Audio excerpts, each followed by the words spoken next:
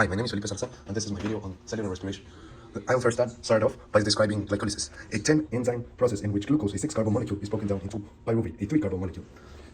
This 10-enzyme process is divided into two phases: the energy investment phase, which uses 2 ATP molecules to power itself, and the energy payoff phase, which produces energy via substrate level phosphorylation, and in total produces 4 ATPs, 2 NADHs, and 2 pyruvates. However, the net gain is only of 2 ATPs, 2 NADHs, and the 2 desired pyruvates. This process can happen either in an aerobic environment or in an anaerobic environment. It doesn't matter. However, what comes after does matter, because in an aerobic environment, the next step would be the Krebs cycle. However, this cannot happen without oxygen. So in an anaerobic environment, we have two options: the alcoholic fermentation or the lactic acid fermentation. We'll first start off by describing alcoholic fermentation. In this process, glycolysis happens as normal since it doesn't need oxygen. We end up with 2 pyruvates, from which we take out 1 CO2. Then we get 2 acetaldehyde molecules, which are reduced by NADH, which gives by 2 NADHs, which give off their hydrogens. We end up with ethanol and 2 NADs, which are then recycled so that the process can happen again.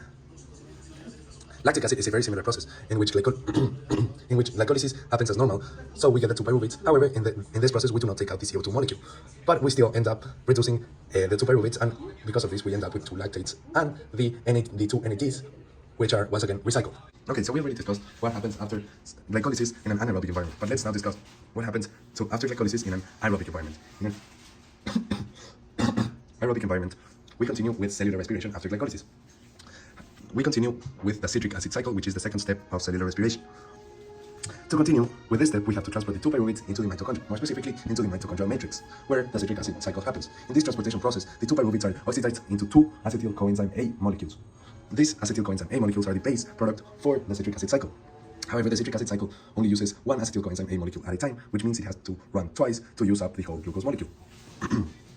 So, the first step of the citric acid cycle is joining the acetyl group, which means we leave out the coenzyme A from the cycle. We join the acetyl group of acetyl coenzyme A with oxaloacetate and form citrate. Then, citrate goes through a 4-step process in which we remove 2 carbon molecules from this chemical. These 2 carbon molecules form CO2.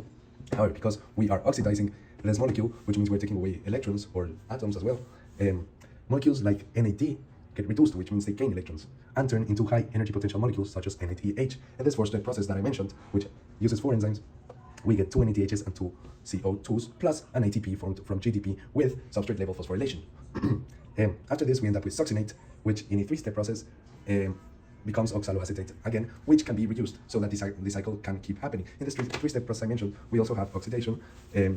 This oxidation yields 1 FADH and 1 NAD. In total, the citric acid cycle gives us 2 CO2 molecules, 3 NADH molecules, and 2 FADH, and 1 FADH molecule, sorry. However, we must multiply these numbers by 2 to get the real products yielded by the cycle, since it happens twice, because we have 2 acetyl coenzyme A molecules to work. Okay, so we already created a lot of electron carrier molecules such as NADH and FADH too. But what do we use these molecules for? Well, we use them to create a high concentration gradient in the matrix of the cell to power chemiosmosis and the whole electron transport chain.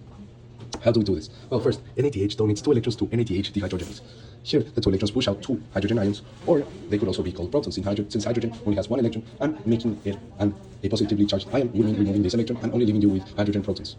Okay, so after this, the electrons are transported by ubiquinone to cytochrome BC1. Here, they are once again transported to another protein by cytochrome C, and every time that 1 is transported, since cytochrome C only transports 1 electron at a time, every time 1 electron is transported, a hydrogen proton is pushed out. In the next protein, we will need 4 electrons, a molecule of O2, and 8 hydrogens, so that the protein can work. This protein will create 2 water molecules using the molecules I previously mentioned and push out a total of 4 hydrogen protons. After this, we'll finally reach ATP synthase, the protein complex that will actually be the one creating ATP in the process of chemiosmosis, which is a process in which we use the whole hydrogen gradient we have created to power the enzyme complex known as ATP synthase. But how does it do it? Well, first, a hydrogen enters ATP synthase, which functions like a turbine that has ADP attached to plus AP. Each hydrogen ion turns once the turbine of ATP synthase, and you will need a total of 3 hydrogen ions, or 3 turns of the turbine, so that ADP is joined with a phosphate group and yield ATP. What happens to the hydrogen ions after they already pass through this enzyme complex? Well, they will pass until we have the desired concentration gradient, the mitochondrial ones. But most of the hydrogens are also attached to O2 molecules, which will then turn into H2O. This process, as I said, will yield 34 ATPs, and that is the final step of cellular respiration.